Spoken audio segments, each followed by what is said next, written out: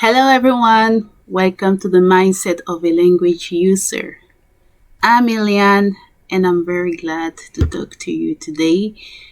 So I like to watch podcasts of native English speakers talking about English learning, and one of my favorite podcasts to watch is English World from English with Chris America's YouTube channel. And I usually comment when they release a new episode. And the last episode 7, was titled How to Market Yourself in English with Maria Sheeran. So episode 7, English World Podcast. So this podcast is very, very interesting. I really, really love the perspectives, the insight of those English-speaking people who are learning languages themselves and how they feel about it. They are sharing their experiences, and I'm learning a lot. And I comment, and this is my latest comment, and I write long comments. I really speak up my mind because I think when I watch something that is really great, that great piece, that great video deserves a proper comment. I won't write a book, but at least I want to write a comment that is really expressing my mind, my reflection, and my takeaway from the video that I watched. So this is me commenting. So let us read my comment together. Hey Chris, when Maria pointed out this, quote, everybody wants to practice English, they see you as a native English speaker from the US, end quote. I couldn't stop laughing out loud. Like a friend of mine once shared with me that, quote, speaking English with you guys is helping you, it's not helping me, end quote. And I think non-English speakers like me have not been making it easier for English speakers like you who would like to practice your target language. It's a bit selfish from us, but we're always caught by reality. I'm a Francophone, and to be honest, we need English more than you need French or other languages. So this brings about a kind of inferiority complex to us learners. We always feel behind, and that we have to catch up with the natives. But we can never catch up with the natives. We will never be natives. So we need to stop being delusional.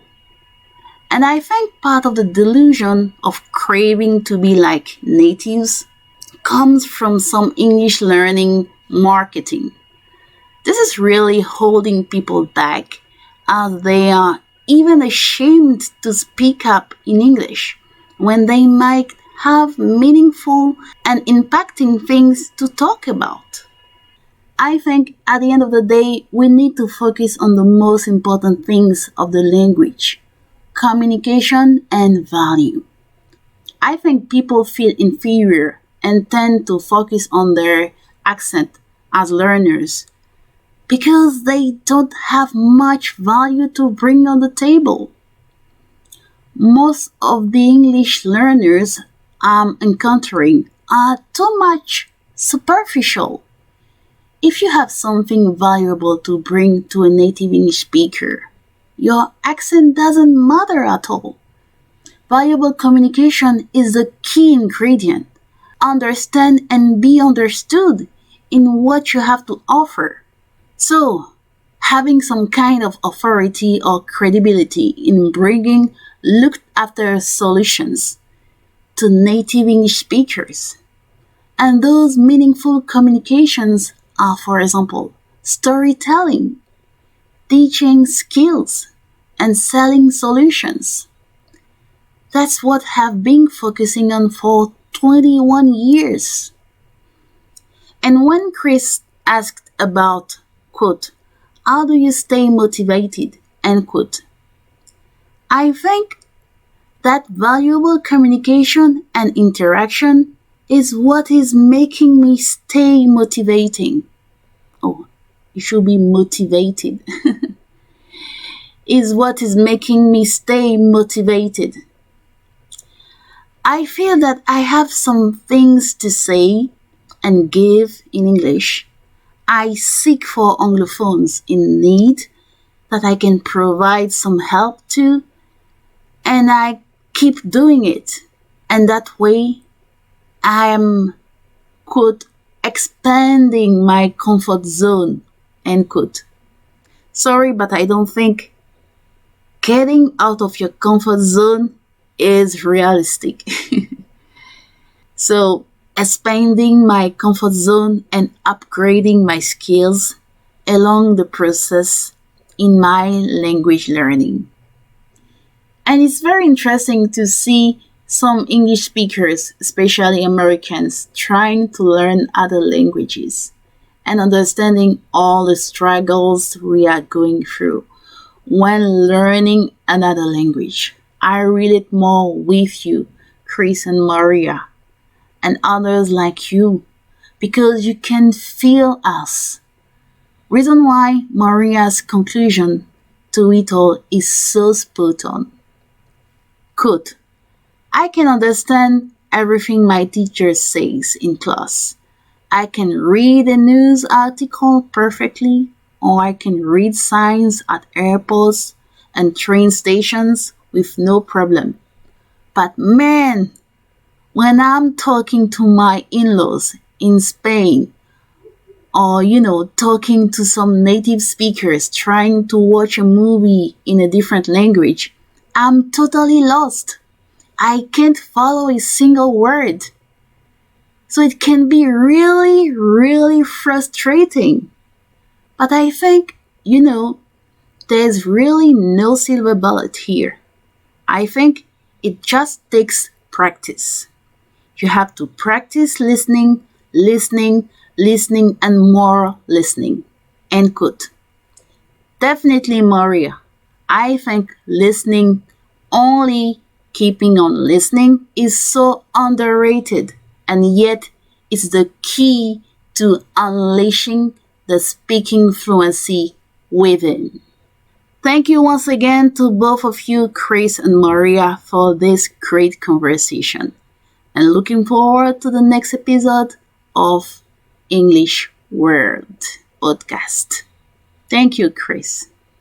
So, that was my long comment. Speaking my mind in written form and reading it out loud, it feels different, because when I'm writing it down, I double check, I write, I delete, I write again.